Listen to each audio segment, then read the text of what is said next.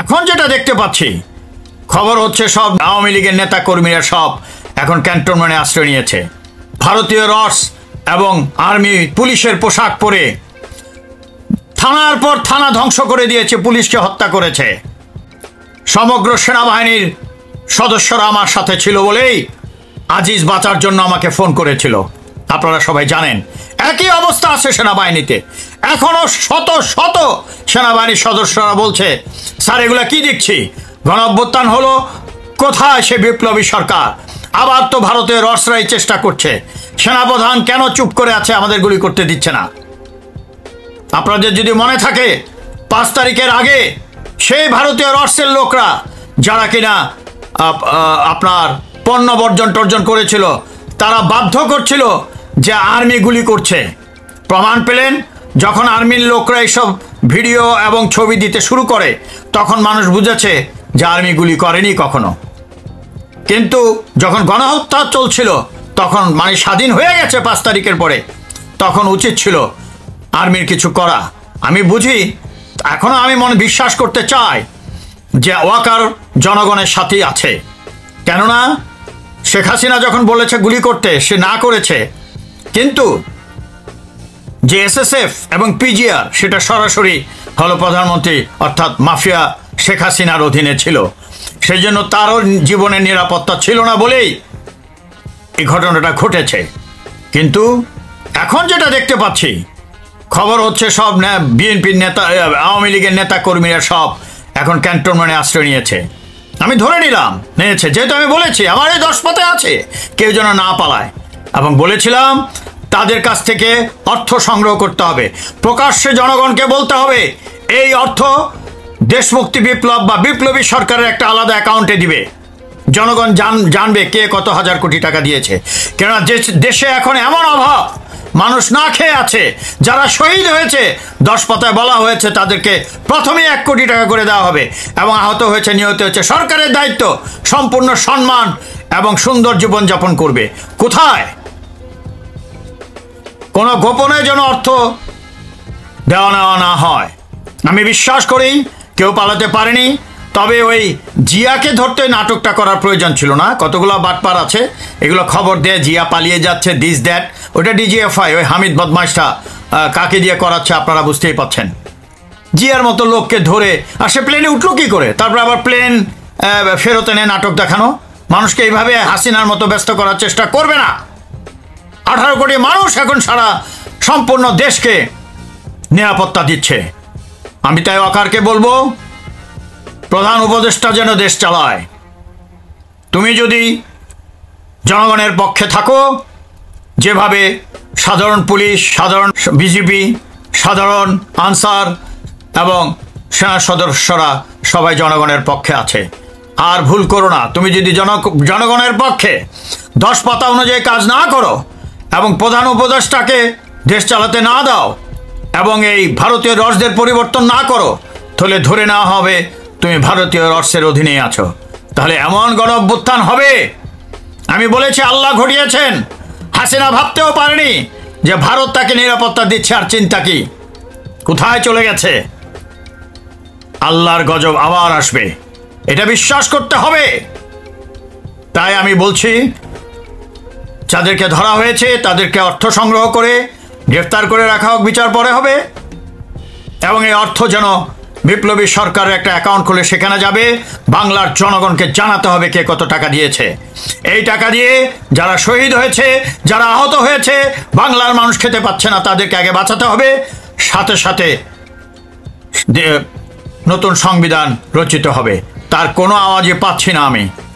Do not force me to call for the mass uprising once again. মানুষ চলে যায়নি, এখনো মাঠ ধরে আছে। আমি বিশ্বাস করি ওয়াকার, তুমি সেভাবেই কাজ করবে। আমি এখন 2টা ছোট্ট ভিডিও দেখাবো আপনাদেরকে। আপনারা ভাবতে পারবেন না যে এই ভিডিওতে এই পরিকল্পনার কথা। এটা প্রায় 1.5 ঘন্টার ভিডিও।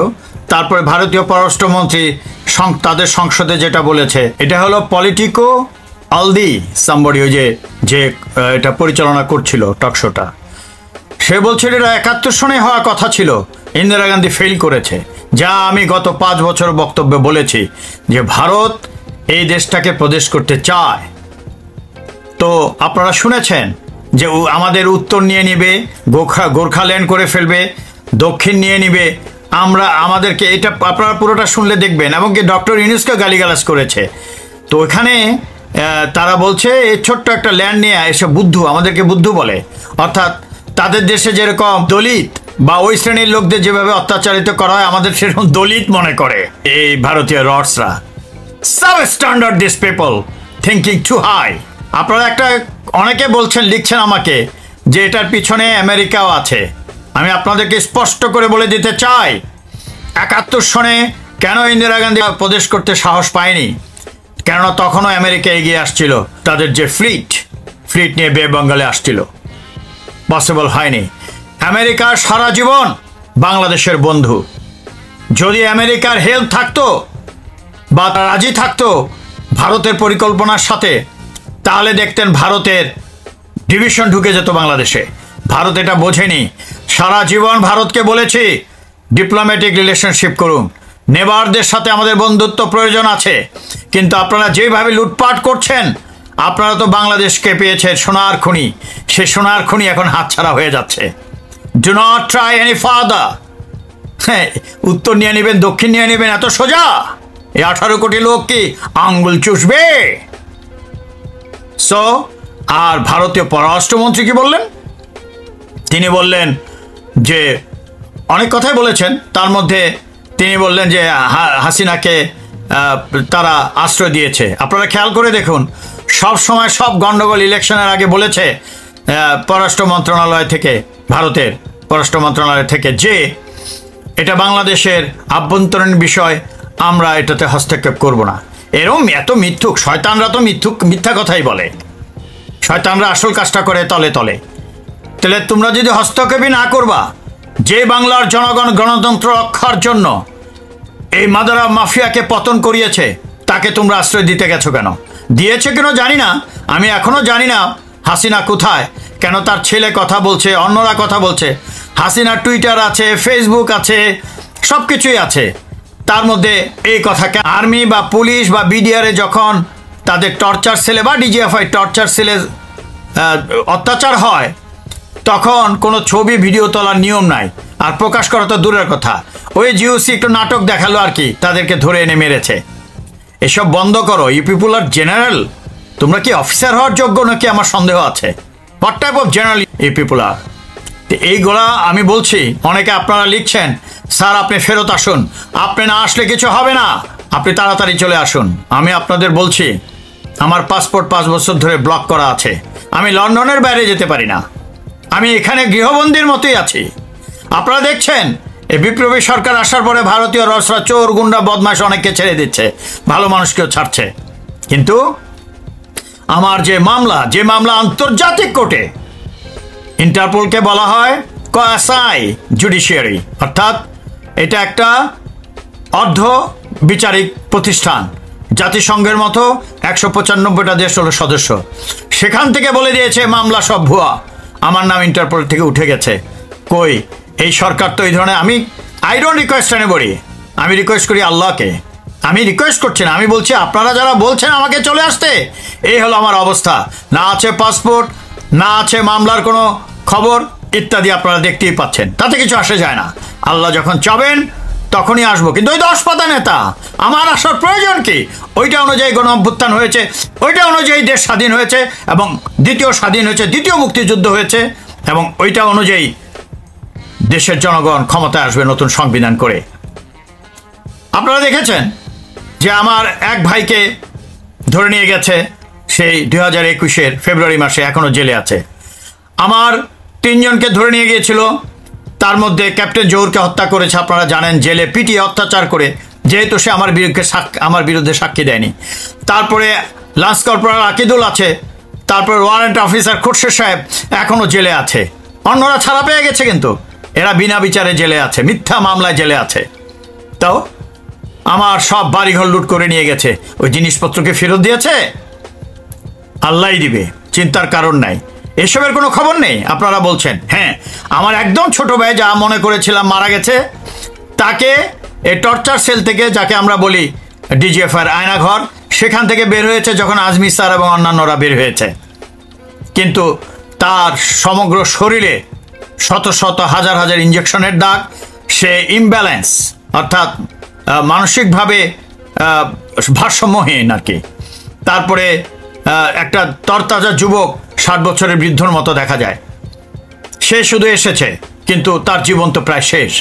তো আপনারা বলছেন রিটার্ন আসতে, এই হলো আমার পরিস্থিতি। ভারত এখন, ভারতীয় রডসরা এখন হিন্দু কার্ডস ব্যবহার করছে, যা গত 52-53 বছর ধরে করছে, তার আগের থেকেও, যে একটা রায়ট সৃষ্টি করা যায় যেন। কিন্তু মানুষ এটা এখন বোঝে, সারা পৃথিবীও বোঝে। হাসিনা যেমন টুপি আলাদের নামাতো এবং বিশ্বকে জানাতো যে বাংলাদেশ একটা সন্ত্রাসী রাষ্ট্র, তে ওরা এইভাবে কথা বলছে যে রায়ট হবে, দেশ দখল করে ফেলবে। তারপরে পররাষ্ট্রমন্ত্রী কি বলল আপনারা শুনেছেন? বাংলাদেশে নাকি মাত্র 19,000 লোক আছে ভারতীয় নাগরিক, এটা তো 25 লাখের মতো আপনারা জানেন। ওদেরকে বলতে হবে তারা কি স্ট্যাটাসে আছে, এটা বলতে হবে। রায়টে যদি হবে, আমি পররাষ্ট্রমন্ত্রীকে বলতে চাই, তাহলে আপনাদের হাইকমিশনের শাখা আছে চট্টগ্রামে, উনি বলেছেন, খুলনাতে, ঢাকাতে তো প্রধান অফিস, সিলেটে আছে, রাজশাহীতে আছে। তাহলে মাদার অফ মাফিয়ার মতো শেখ হাসিনাকে শত শত মানে লোকের গুলির সামনের থেকে তাকে উৎখাত করেছে, আর আপনি বলছেন যে আমরা হিন্দুদের বিরুদ্ধে কাজ করছি। তাহলে তো আপনার এই এমবেসিগুলো 4-5টা যে আছে, এগুলো তো হাইকমিশনগুলো দখল করার কোনো বিষয় ছিল না, আক্রমণ করার কোনো বিষয় ছিল না। এসব মিথ্যা রটনা করবেন না, স্টপ ইট। আর ভারতীয় পররাষ্ট্রমন্ত্রী এটাও বলেছে যে বাংলাদেশে 9,000 ছাত্র আছে। আমি তো আশ্চর্য হয়ে গেছি। আমি জানি ভারতে যায় বাংলাদেশের লোক পড়তে, ভারতের 9,000 ছাত্র আছে। আমি প্রিয় দেশবাসী, এর আগে আমি আজিজকে বলেছি, শফিউদ্দিনকে বলেছি, হকারকে বলেছি, ভারতীয় যত নাগরিক আছে